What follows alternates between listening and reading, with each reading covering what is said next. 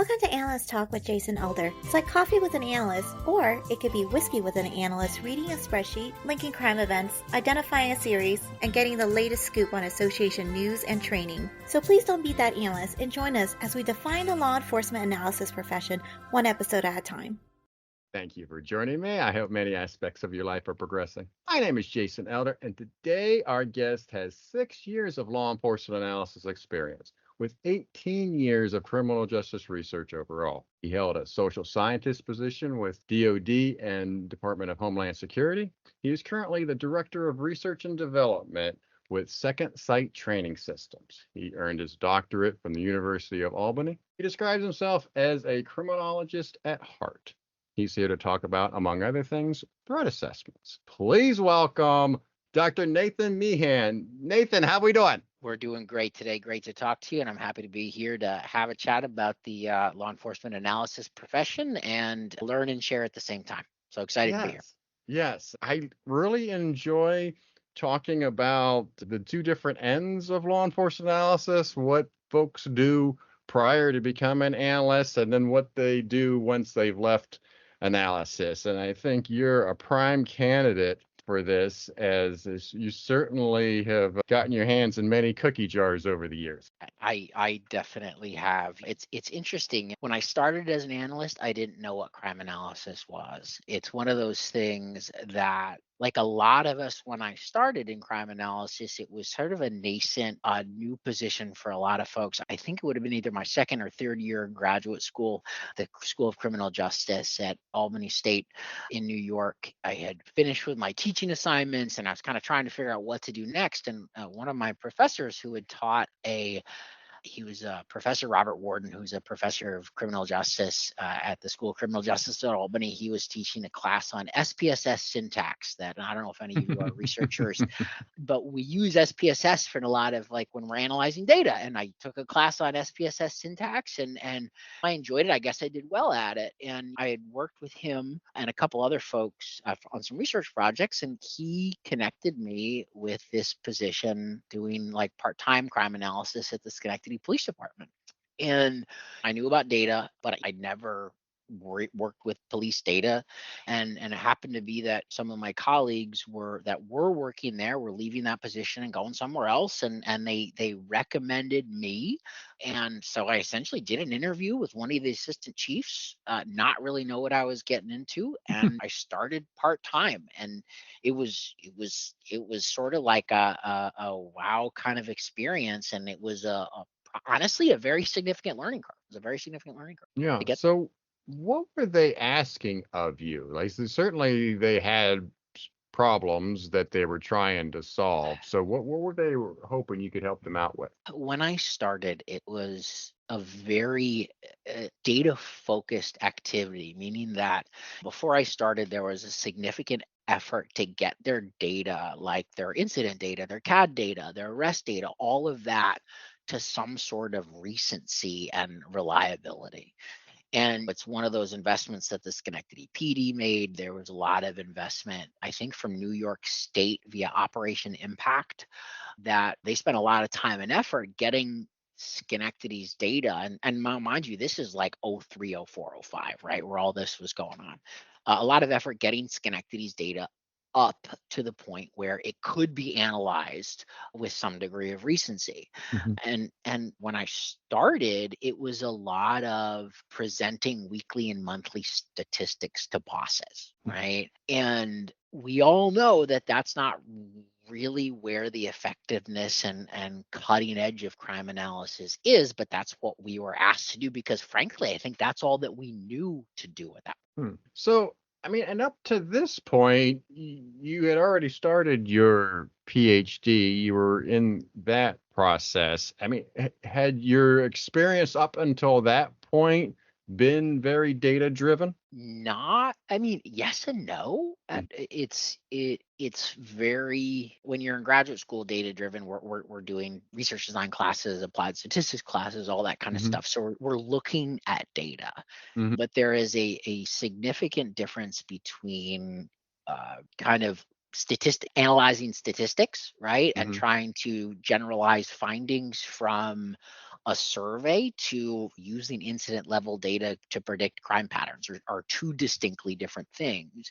And there definitely wasn't much overlap between the two other than using similar systems, Hmm. to me at least. Right, because I'm not looking for correlations, right, between arrests and burglary or arrests and burglaries or that kind of thing. We're trying to look at patterns, who's doing what, where, in order to make better deployment decisions. Yeah. So how long did it take you from the time you started to get into that point where the data was such that better decisions could be made? So the data was there when I started.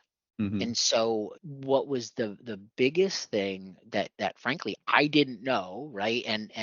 Crime analysis was new to our department, Hmm. was the kind of things that we do now where we look at pattern analysis, where we're looking for crime series and trends and with the opportunity to apprehend those offenders. We weren't doing anything like that.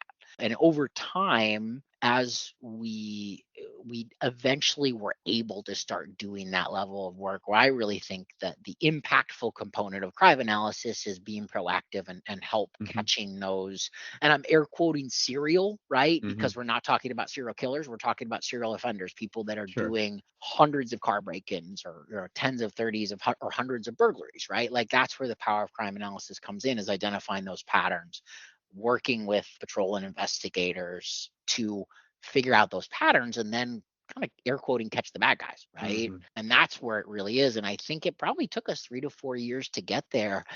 And it was frankly more than anything else a lack of knowledge on our part, where, and my part too, because I eventually had people that hired me, where we gradually were able to start doing that kind Yeah. So thinking back as you're getting started at the police department and you're coming in from the research angle, is there a particular story maybe you have in mind or something that really shocked you, or as you get started and get into the police department, maybe even dealing with the police culture? It's interesting. I was situated in the kind of the detective division. It was called the Office of Field Intelligence. I can't say whether or not it's still there at this point anymore. And it was kind of a new unit. We had new detectives assigned to the intelligence office. We were working alongside the detective division. And I think the big thing that I took from starting at it was I had a master's degree. I thought I was smart. I had no idea how things really worked, right? And I'm sitting there, and one thing I will have to say for myself is I tried to shut up and I tried to watch and learn, Mhm. because I really didn't have any idea of the complexity of the system and how it worked. Deployment resources, patrol officers, the activities of detectives, all that stuff, what they decide to investigate, what they can investigate, all of those interlinkages, we are very gray and very complex, and we learn nothing of those things in school. Nothing, right? And nothing compares to being embedded and being able to see, Mhm. right? Just being able to see and watch and listen and get the background and the context behind these things. And to me, it's not a story per se, but that ability to get that context and to learn about how to communicate with patrol officers, detectives, police leadership, about how to listen to them and how to talk to them and talk with them, not to them, talk with them in a way that they understand, has frankly driven my career. Oh. There's been no bigger thing that drove my career than that experience. Yeah, because I imagine too, when you're at a police department and you have officers have these classes and they've all had the same training and they've all developed at the same time, and it's not necessarily within a vacuum, but there can be a lot of hive mind, a lot of similar thinking type of thing. And then you get somebody like yourself, an outsider, so to speak, that comes in. What were some of the things that, from your point of view, your more research, academic viewpoint, what were you able to bring to the position? Well, first, I'd like to kind of address two things. And one, it is a challenge for somebody who is not part of the law enforcement subculture, and I don't mean that in a negative way, to be in that and not be part of and this is kind of a word of advice for our analysts, and I know we'll have a number of folks that are like that, is maintaining that professional look and demeanor. And the reason is it's a very interesting story. I remember it was like 7 o'clock in the morning. I woke up in the morning. I'm bald, so I shave my head, right? And I went into the sergeant's office where they've got all the standardized incident reports that were filed. And I was looking through them, trying to see something. And there was a detective that was there. And he's standing behind me and he starts making fun of me. Right. And he's like, Nate, you missed a whole bunch of spots. And I reached back and I did. And he's like, this is what he says to me. And I remember this. He's like, Nate, if we can't trust you enough, and trust, I'm air quoting, to like be professional and shave the back of your head, why should we trust the information that you tell? Right. And I was like, it makes sense to a degree. If they look at me and they don't like, hey, this person doesn't look competent to me or appear competent to me, it's going to be that much harder for them to take what I have to say seriously. Right. So like, it's sort of an issue of presentation matters. Right. Your presentation matters. Your ability to speak to things matter. Your ability to engage matters. And your ability to, it's not a look thing. It's be professional in somebody's presence will go a long way. Like, especially now that a lot of people are working remotely, there's a change in formality that we've gradually seen. I think it's just kind of a word that if you are a non-law enforcement person working in a law enforcement setting, it's something you got to be conscious of, even if nobody tells you what to do. Right. And I was a graduate student, right? Like there was no dress code for graduate students. And I evolved, right? I evolved over time. But I think you have that word of advice of that research person going into a criminal justice setting. And that one was opening up your ears, right? So what a lot of folks tend to do, and myself included, where we think we know enough to make suggestions before we really know enough about what's happening. And we, especially folks that spend a lot of time in school, think we know the answers without understanding the true nature of the problem. And so if we're working with an organization, if you're a researcher, and this goes to law enforcement analysts, or this goes to any researchers doing research inside with an organization studying what they do, you got to get to know why things work the way they do before you start to tell them how to fix themselves, because or how to do it better, right? Like, because if you don't understand why they do things a certain way and the constraints and things that in why they respond in that way, you can't really tell them how to fix it, because you don't know. So it's really that listen, right? Open up your ears and listen. Did you feel the pressure though to make an impact? Because I understand your point is that, hey, first understand then be understood concept. But I think also too, especially when you're younger, 20s, that you want to make that impact. You want to make that difference. So there could be pressure on yourself that, hey, I want to make that impact. You're 100% correct. You're 100% correct. I think that is the hard thing. And I think that where, the places initially that you can make that impact are probably showing your willingness to learn and asking questions, right? So you can, and this goes back to any interviewing kind of, we'll talk about this in a little bit, but asking questions and establishing rapport, getting to know people and getting to know the issues, right? And that's one of the ways that you can establish yourself as a professional, by asking questions and learning in reasonable ways. How does this work? Tell me about it. Help me understand. Why can't we do it this way? Not in a challenging way, but that sort of thing. And there'll probably be areas where you can help. And by asking those questions, you can help identify where that need is. And this is the other thing, Jason, that I failed at when I was an analyst, was I thought I knew. Actually, let me rephrase. I was not really asked for any. At the time when I started, it was like, hey, help us present this data, do our operation impact reports, do these things, right? I wasn't asked to apply and solve certain problems. And I know now that's changed in the analyst profession because bosses now know what analysts can do. My boss didn't know what an analyst could do, right? Yeah.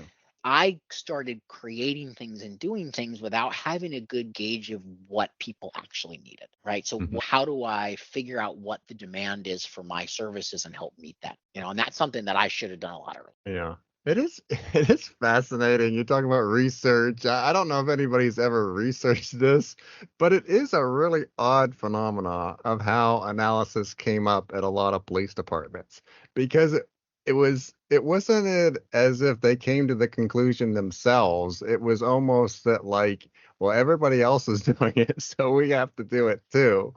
And it's like, okay, we put in the position, we hired an analyst, and now he or she's standing in front of us. Now go.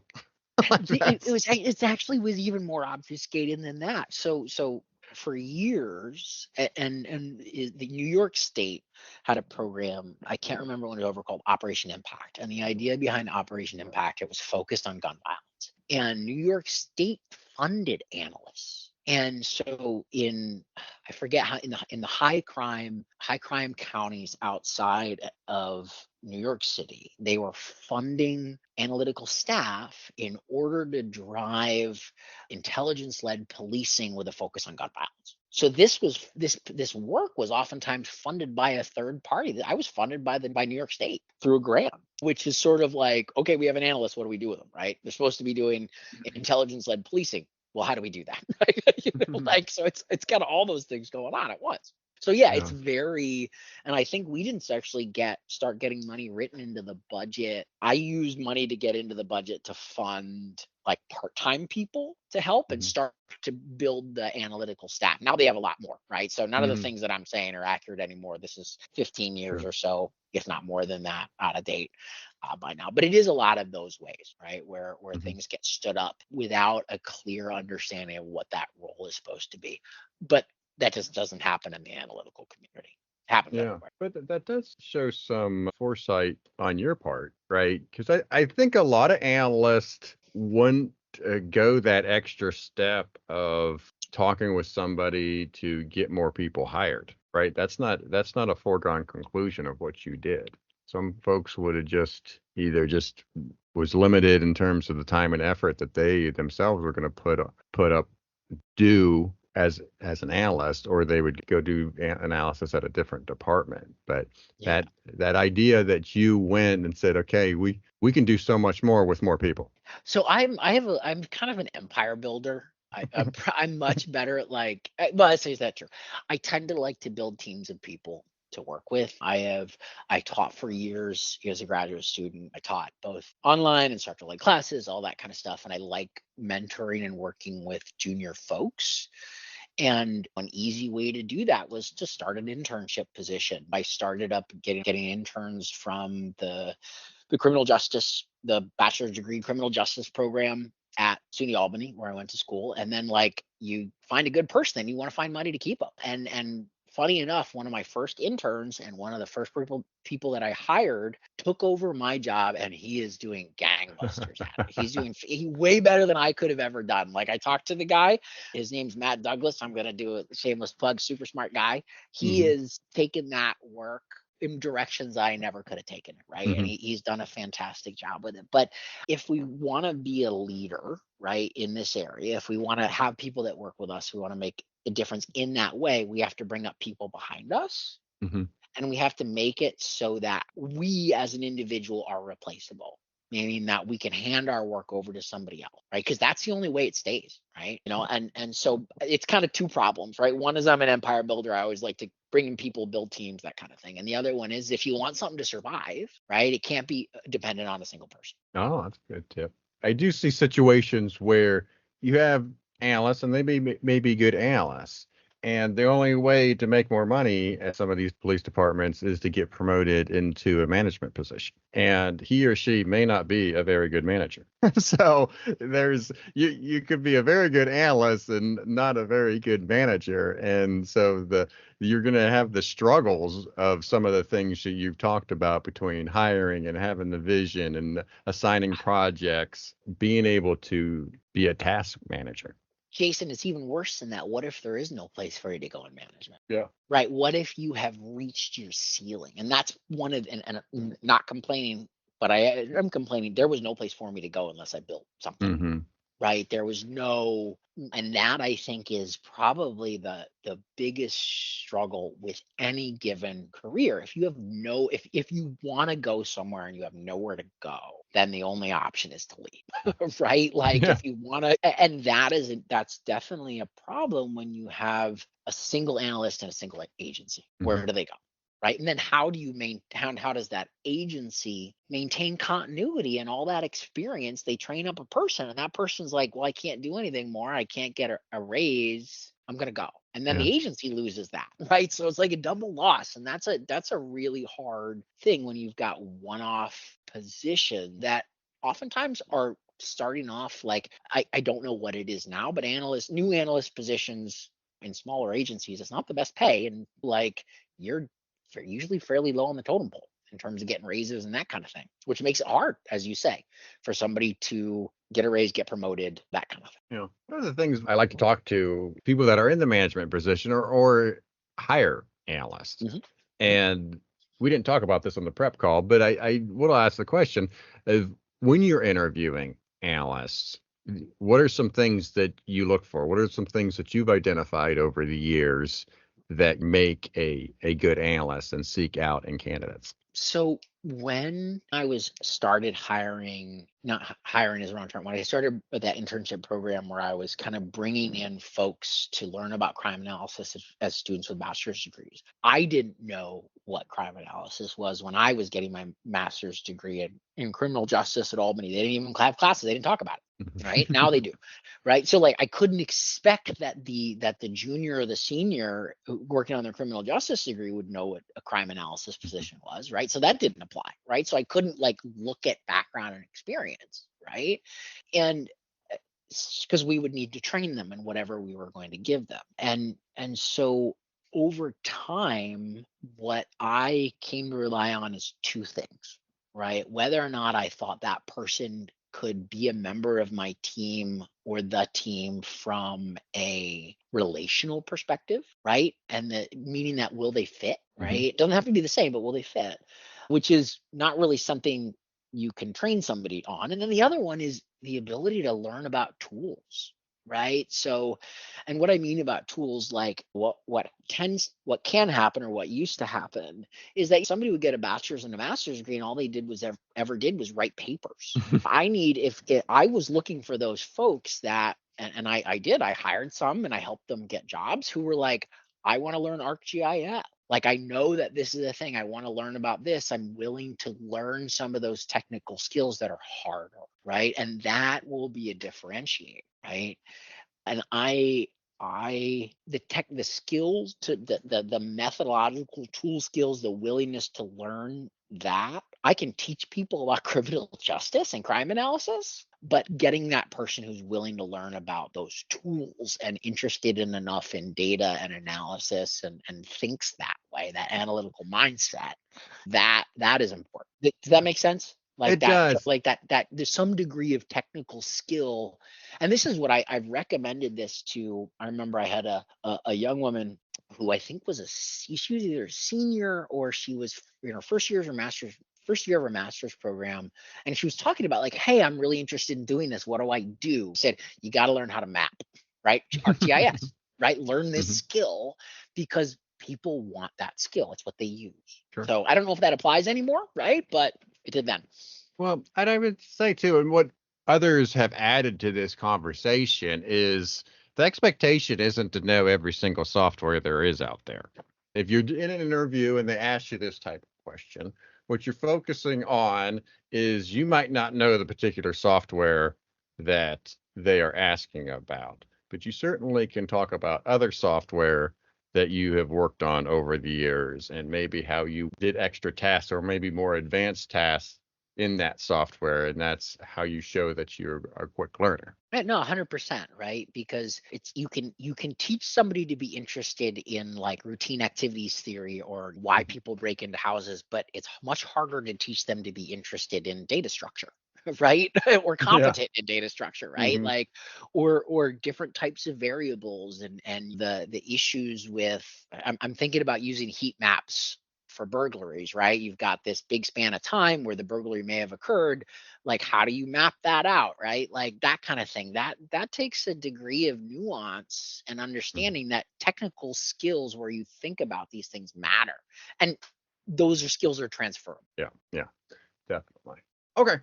Let's get into the analyst badge stories now. And for those that may be new to the show, the analyst badge stories are the career-defining case or projects that an analyst works. And for you, we have two. The first one, it's 2008, and you're dealing with a burglary ring. Yeah, so it's interesting. I had to go back and think about this one, and this case that I helped on, right? Because an analyst is a member of the team, Hmm. is when I think about it as like a textbook example of how an analyst working in a larger multi-organizational setting can really help, right?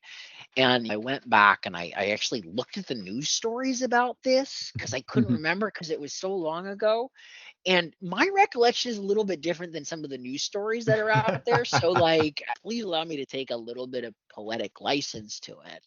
But if I recall from it, essentially we had these monthly operation impact meetings where folks around the county would come together and they around the Schenectady County and around some of the surrounding counties would come and talk about crime issues that are going on and what's happening. And some of the cops, this was in the city of Schenectady, and some of those members started talking about, hey, we've had these burglaries that have been going on a lot more than we're used to, and they were in outside jurisdictions.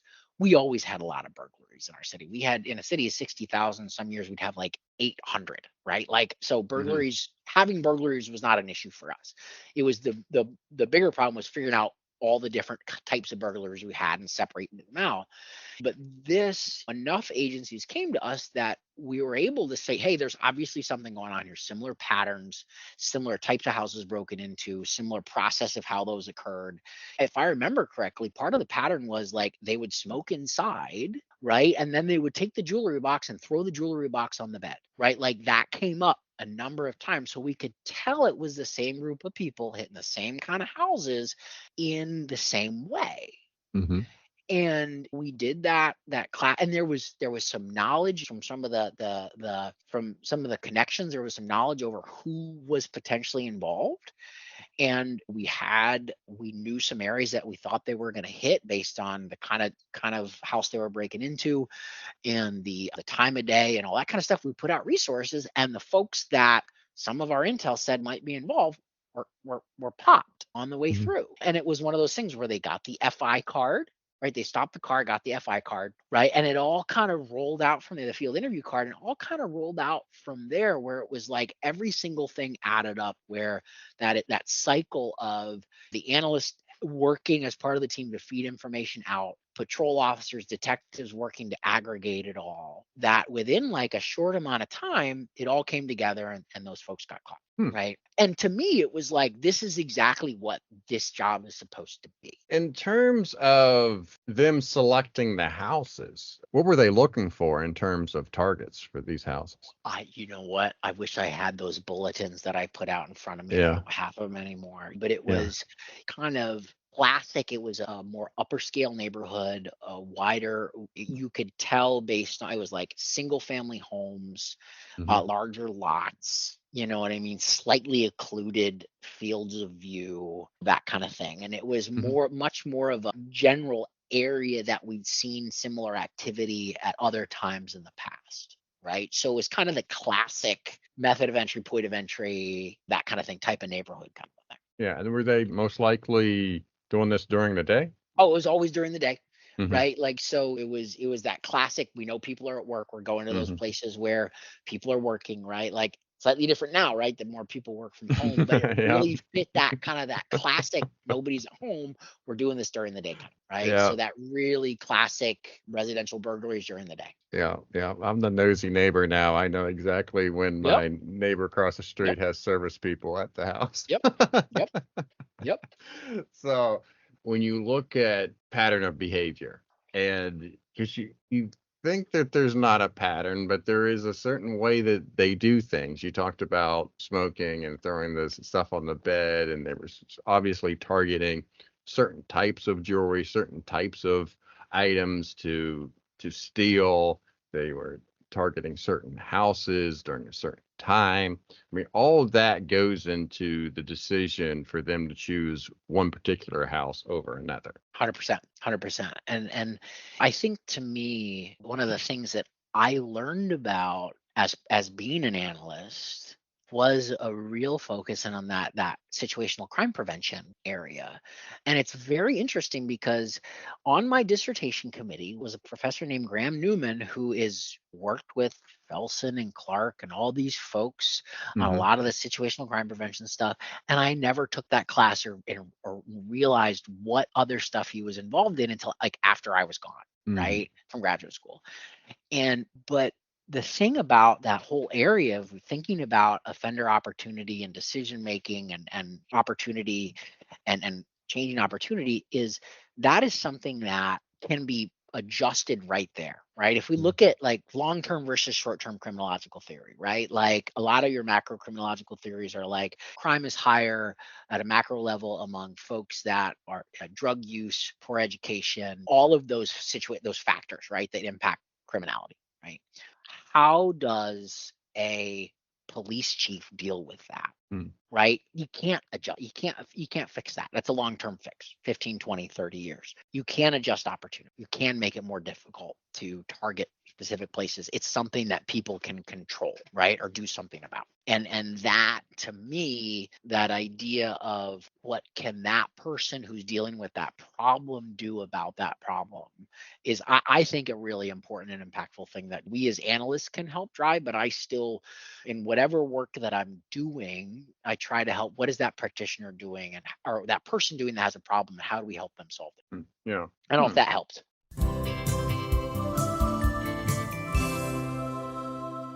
Hi, this is Dr. Carlena Orosco from the Tempe Police Department, Arizona State University. And my public service announcement is that correlation does not equal causation. If you find that certain things are occurring that may be contributing to a decrease or an increase in crime, for example, that gives an opportunity to investigate it a little bit further to see if possibly there are things contributing. But it does not mean that one thing caused the decline or the increase. It just means that there's an opportunity to explore it a little bit further. Hi, this is Carolyn Cassidy, and I'd like to give some information to you. We've all watched shows on TV where someone comes home and there's been a break-in. Their house is disrupted and possibly items have been stolen. Someone gets on the phone and calls 911. Help, please come. I've been robbed. Okay, let's clarify this. You have not been robbed. You have been burgled. A robbery is a person-to-person crime. A burglary is a property crime. If you are not home when someone comes in and takes something from you, you have been burgled. There has not been a robbery. Hashtag, you were burgled, not robbed.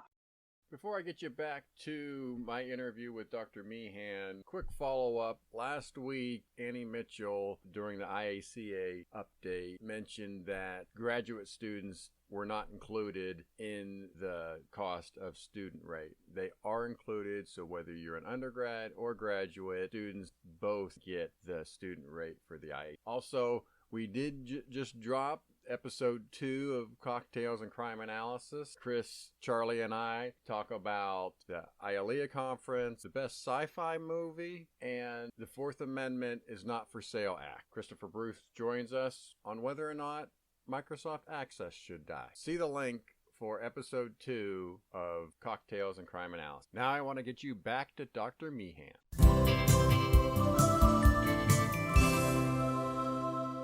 Yeah, it does. All right. And then your other badge story, it's 2010, and this is certainly a more serious topic, a series of suicides. So this was really interesting. And again, I went back to read some of the news stories about this to confirm my recollection. But essentially what was happening is we had, the best way I know how to describe it is a suicide cluster. And what was the mental health system and the juvenile mental health system, it got, forgive me if I'm not framing this correctly, but basically it became overwhelmed. We had multiple young African American females commit suicide in a short span of time. We had off a huge number of attempts and ideations, and attempts are people who actually try, young people who try to commit suicide, and ideations are where folks are kind of thinking about it. Mm.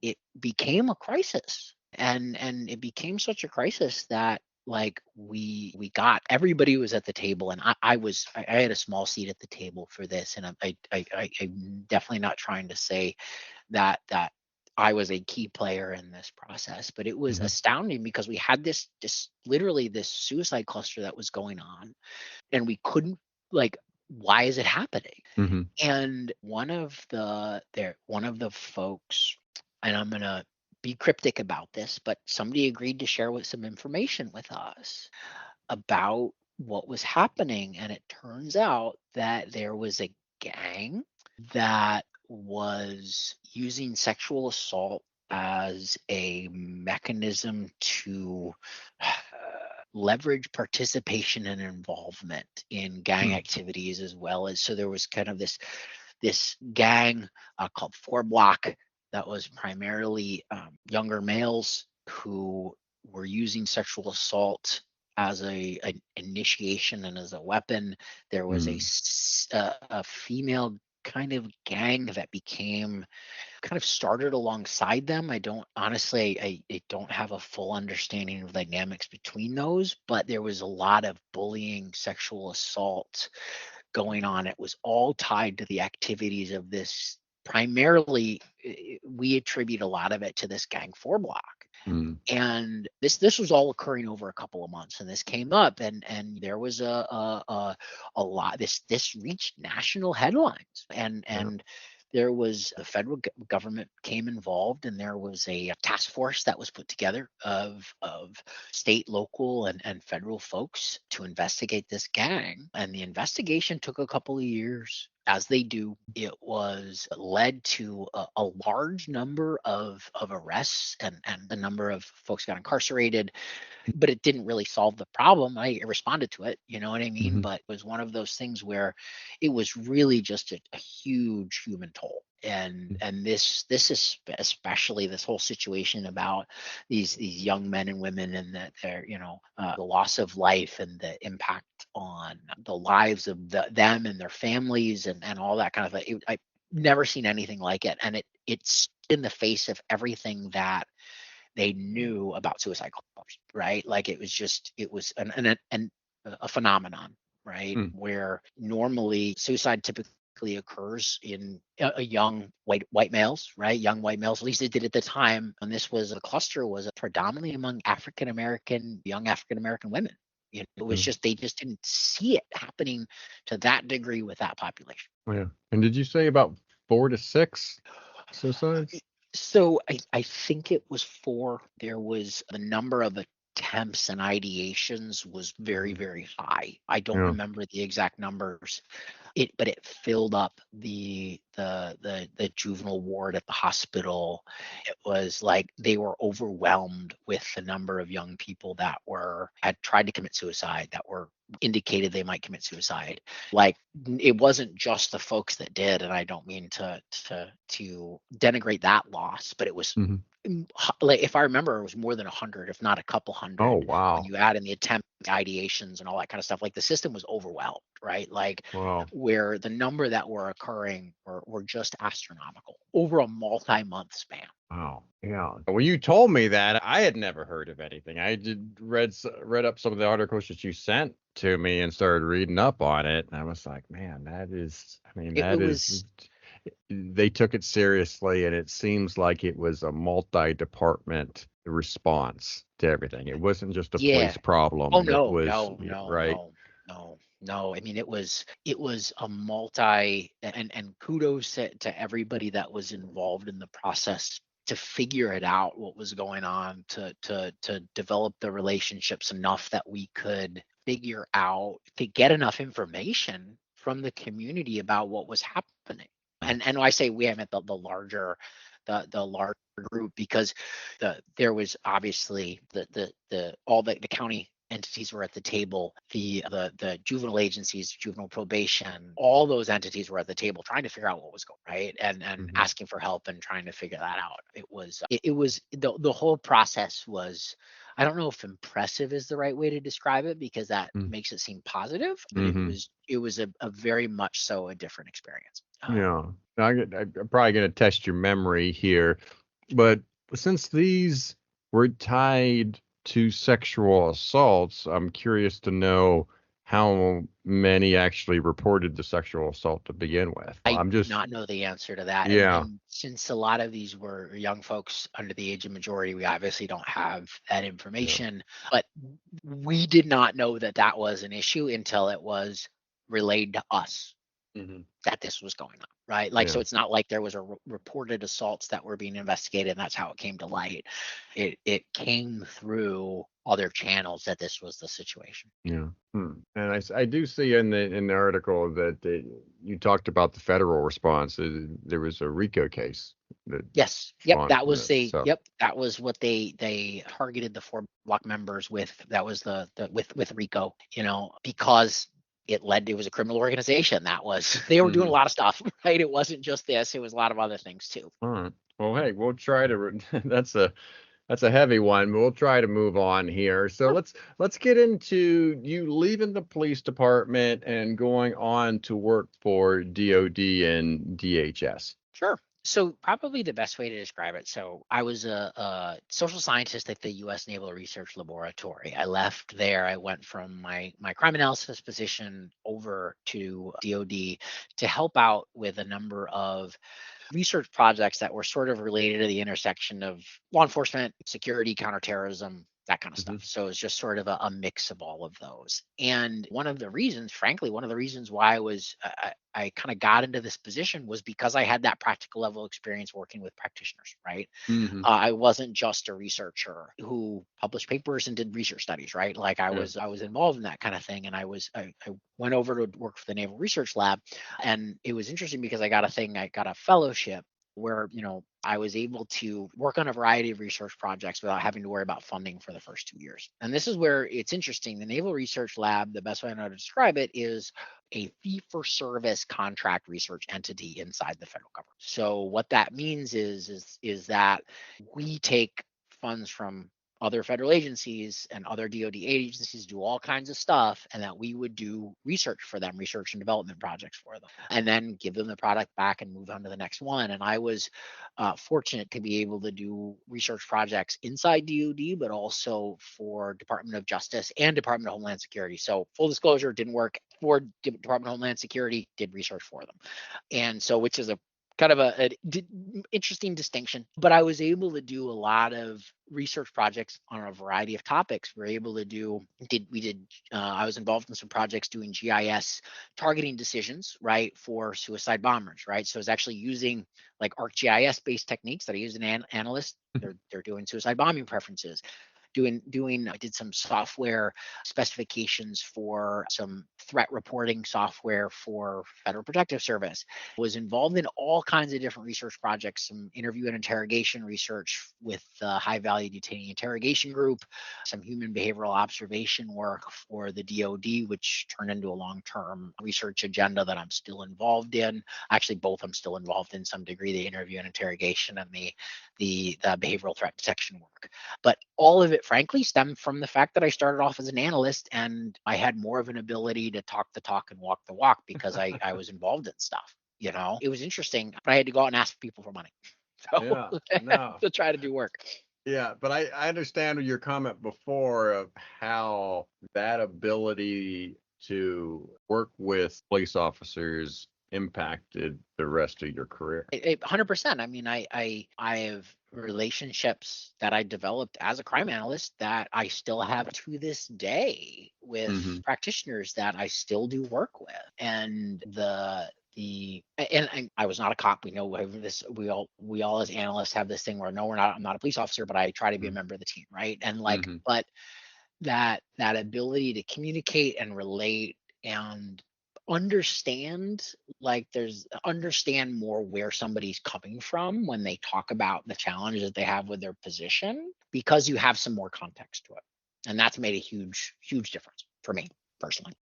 And then, so I guess I find the interrogation aspect fascinating. Like, what are some things that you learned, or what came out of some of that research? So this is kind of fascinating stuff. So, there's a whole bunch of resources that are out there for folks that want to learn more about what's called science-based interviewing. And so I did some work where I was actually I led a couple of projects that connected some, practitioners that were really interested in this area with some researchers that were really spent a lot of time in this area to look at intelligence interviewing. And we were able to small components of it, right? It's part of a larger research agenda. So this work was funded by the High Value Detainee Interrogation. That's called the HIG. And the HIG lives at the FBI. It's an FBI entity, but it draws funding from DHS, DOD, the intel agencies, that kind of stuff. And one of their missions, they have a variety of missions, but one of their missions is to help develop and share, like, evaluate science-based interviewing techniques. Like, how do we more effectively talk to people, right?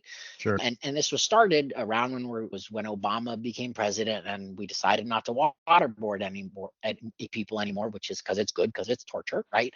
And coercive tactics don't work, right? That's the other thing, right?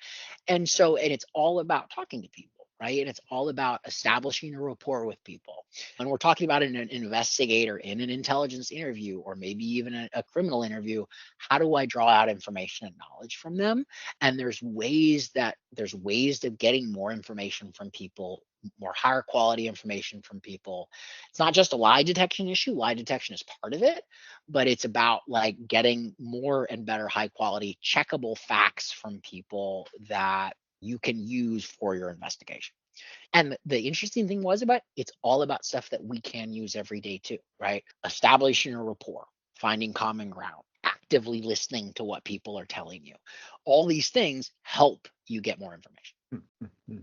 And they work in situations just like this, right? Tell me about this. Describe this to me. How does this work, right? Like, asking people open-ended questions are more effective than yes, no's. Yeah, get them talking. Yep. Keep them talking. And I mean, it's keep them talking, and it's how you keep them talking, right? And how you ask your questions, how you present yourself, how you maintain rapport with that person. And this area of work is ongoing. There's a lot of really great researchers in this area. There's a lot of good publicly available resources that are out there on these. This stuff is useful to analysts because it's how some of that information comes to us, right? We're involved in interviews. We get information from interviews, and this kind of how people draw that information out, I think, is important to us, right? To understand that. Yeah. All right. And then, so you move on from DOD, and now, as I mentioned in your intro, you are the Director of Research and Development with Second Sight Training Sure. System. Yeah, so one of the projects that I worked on at the DoD that I ran for 4 to 5 years was called the Just Doesn't Look Right project. And the idea behind the JDLR project was essentially, is it possible to transfer the knowledge about how expert practitioners observe threats from those experienced persons to those less experienced persons? And when we think about this scenario, it was kind of catered around that idea of, how do I take the knowledge of a person who's been in law enforcement for 20 years and transfer that to a 20-year-old kid going into an urban combat zone, right? So they've got some way to assess what's happening, going on around them, looking for behavioral threats. So the Just Doesn't Look Right project was funded by the Global Peace Operations Initiative. And the purpose of the Global Peace Operations Initiative is to support, one way to describe it is middle-income nations who have large enough militaries that they could go in support of peacekeeping missions, but small enough economies that they still need the funding associated with the peacekeeping missions. And so the US supports these militaries in order to help them prepare for deployments, with the idea that we're providing support to these countries so we don't have to use our troops for those missions. Nope. So we got involved in, working in Uruguay. They send a battalion, they send 1,000 troops a year to the Congo. So we kind of worked with them as a pilot for this knowledge transfer and training process. They loved it. Went great for a couple years. We trained a whole bunch of instructors down there as the train the trainer program, transitioned it, everything shut off, right? And that's the way these things work, where you have funding until you don't, and then it stops. And we had gotten permission before the program was officially over, and before I left the lab, we had gotten permission to take what was published and publicly available. We got permission to take it private. And so we started Second Sight with the idea of, hey, we have all this knowledge, tools, techniques, and research. How can we use that to inform the work of police, security, that kind of stuff? And so we took aspects of that course and we created we have a nationally certified 8-hour training for law enforcement officers that's centered around those key observation techniques. We've got training for security personnel and similar techniques. Our law enforcement training is certified through analyst, but we developed that in-house. We put it online, we manage it, we run it. And I do a lot of the online development. Another benefit of being a crime analyst, you're happy with working with different systems. But at Second Sight, so we've got this I call this a retail training program, but we continue to do research and training and monitor and evaluation programs related to this behavioral observation work for the DoD. Yeah, I would think somebody that's listening to this is an analyst, if they're in either a real-time crime center or a fusion center, maybe they're doing a lot of work with cameras. Yep. I would think what you're talking about would be very useful to them. 100%. Essentially what we are doing is in this approach is training people to observe. One of the problems that oftentimes occurs with these camera systems, having been part of the development of a large scale system in Schenectady, this is a problem everywhere. People learn how to use the cameras, but they don't learn what to look for, right? And it's also, there's so many cameras. How do you figure out what you're supposed to pay attention to, that kind of thing? And so what we can also do, or we have done, is we train folks that have a job of conducting surveillance with these operation centers and both the public and private realm. And we provide those sorts of things to a lot of folks. So we have folks that work in the special command center like that. We've got some free online training that folks can hop in and access and learn more about our approach. I can share that, Jason, if we have an opportunity. I can put in a link to that. Folks can take it and check it out. You know what I mean? We've got more advanced training. We've got a lot of stuff out there on our blog about how these techniques work and what they mean and kind of the various approaches that we apply. And they're research-based and evidence-focused and, focused on practitioners like our analysts who might be watching those cameras. Very good. But yeah, we'll put links in for more information for those that are interested. All right, let's move on to the advice section now. And so I guess for those that are listening, what advice do you have for new analysts, experienced analysts? We can talk about stuff that should be on their radar that they can study now that might be important 5 years from now. Yeah. That's hard to say because I definitely don't have a good insight into the future about that. I think a couple things that I've seen over the course of my career, both as an analyst and in general, and I've mentioned them a little bit already through our discussions. And the first one is to learn some tools, right? Develop some of those technical skills. Take some of those, if you're going to school and you're interested in crime analysis, take some of those classes that might be outside of your comfort zone. Right? Like the criminal justice program might not have mapping classes. They might not have some of those technical skills that you can pick up in other departments. So I would encourage you to learn some technical skills. You don't have to have a ton, but it shows aptitude and interest, and it makes you that much more marketable. It's that difference between I can write a paper versus I can do X or Y. Those are big differences. The other one is to listen, right? To take the time, as we talked about, right? Like you're a new person, you want to solve a problem, you want to make that contribution, right? In this community, you can contribute more, and your contributions are more likely to be received, accepted, and follow through if they know you. And so taking the time to live or work inside of an entity, learn how they work, develop some credibility, and then you can have a bigger impact. Because if they don't know you, they're not going to listen to what you have to say. Mm-hmm. You Yeah. know. And the third one I mentioned too is a matter of demand, right? Like figure out if you're not provided input on what they need, figure out ways to ask that question, because there's nothing more unfulfilling than developing crime analysis products and nobody reading them or using them or doing it. But if you can figure out what the problems are and you can help support that and figure out what the needs are of the people that are actively engaged in solving the different problems and contribute to that, that's when your work is going to start to get used and leveraged and you can make a difference. All right. Before we get on to personal interest, I do want to ask about your doctorate, because I find it fascinating that you started your doctorate in 2002, which was before you became an analyst. And we talked about the academic insight that you brought to the police department. But I guess even going back to the start of your doctorate, what was your vision? What were you hoping to achieve through your doctorate journey? No idea. So getting a PhD, the average social science PhD is somewhere around 7 years. Mine took 7 years and 6 weeks. Yeah. The doctorate allows you to go a mile deep and an inch wide. And it is how do I describe it? A PhD is a different kind of a degree than a bachelor's degree, a master's degree, or that kind of stuff, where you're learning subject areas. A PhD is a very in-depth focus on a specific thing to the exclusion of all others, which is a good thing and a bad thing. But the interesting thing, my doctorate, the focus of my PhD became the impact of pandemics on law enforcement. I was fortunate enough when I was a young lad, I worked at Logan Airport in Boston. I did cargo and I had flight benefits on Lufthansa.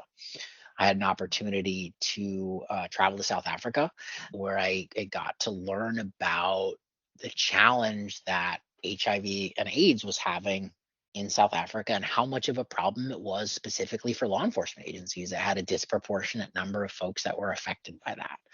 I ended up focusing the initial part of my PhD, which was theoretical work at that point. And then I had an opportunity to spend some time working in Southern Africa, doing some research down there, working with the Lesotho Mounted Police Services, helping to understand how HIV/AIDS impacts that agency, because they had somewhere between 15 and 20% of their officers, I think, were HIV positive. So they were dealing with huge amounts of death and loss and illness and organizational attrition and loss of knowledge. And so we work with them, and for a couple of years we helped draft a policy with them. And I worked with a couple of really smart folks based out of the Center for the Study of Violence and Reconciliation in South Africa. And we were even able to work with a healthcare foundation in order to get a clinic that was located in proximity to the police headquarters, so that the police officers get quicker access to their HIV meds and go back to work quicker, because they were spending so much time waiting to get their meds that they were missing their shifts. And funny enough, COVID rolled around and I was able to do some of that work again on some research for the federal government, looking at the impacts of COVID-19 on law enforcement. And the other interesting part is we work to try to look at the impact of COVID-19 on law enforcement using crime analysis data, using data collected by police departments on crime and police activities that I had used as an analyst. Yeah. Now, do you have any results from that, or are you still studying it? So that work was funded through the Department of Homeland Security. I was a subcontractor on a larger grant. I think there is some information on this work that's available. The prime contractor on this work was the University of Maryland START Center. I know that they've got some information that's posted. I am not sure at this point which reports that we did that the Department of Homeland Security has released and which the agencies have cleared for release. Oh, okay. All right. So it was kind of the thing where we worked with agencies, got access to their data. their deployment data, their some of their health data, right, on what officers were sick and when and all that kind of stuff, and are able to do some interesting analyses. But I do not know the status of those at this point. Okay, let's finish up with personal interest then. And you are a skydiver. Yes, that is correct. Which my dad would say you are one that volunteers to jump out of a perfectly good, well-working airplane. First of all, I think the most important thing to say is most airplanes aren't perfectly good. If you've ever been in a skydiving plane, you may have seen the amount of duct tape that is used to put that plane together that is basically designed to fly around with the door open, right? Yeah. And most skydivers would rather land under their own parachute than land in a jump plane. But I have to say, most jump pilots have a hard job, right? You got to fly a plane with 10 people hanging out the back of it. It's a lot, but they're usually not perfectly good. Now, I started skydiving in 1999. I've been jumping for more than 20 years at this point. I think I have a little bit more than 12 or 1300 jumps. Wow. At this point. That's not a lot in this community. There's a lot of people that do it for work, a lot of people that do it much more than I do, but it's a lot of fun. I would encourage anybody who's interested in it, go on a tandem skydive. It's fantastic. It's an awesome 1 minute of your life, and the parachute ride after your parachute opens is amazing. So now do you have a favorite, or is there one that you like, particular story that you like to tell? So what I love, one of my favorite things to do in skydiving is so what you do is you get out of the plane in close proximity to clouds. You open up your parachute. Your parachute flies like an airplane. And the parachute that I flew wasn't super fast. I probably had about 25 miles an hour of forward speed on it. And basically you can fly around the cloud. So imagine a cloud is like a rolling wet smoke that's constantly moving. And sometimes you've got a cloud that's 5,000 feet tall, and you get out next to that cloud and you can fly down along that cloud, right? With the cloud moving around you and you're flying along the outs like a slalom. It's amazing. It's my adrenaline is going up just thinking about it right now. It's so much fun and just so amazing because you're a mile in the air, a mile and a half in the air, flying around a cloud all by yourself. It's amazing. It's amazing. Yeah, very good. For our last section of the show is Words to the World. This is where you can promote any idea that you wish.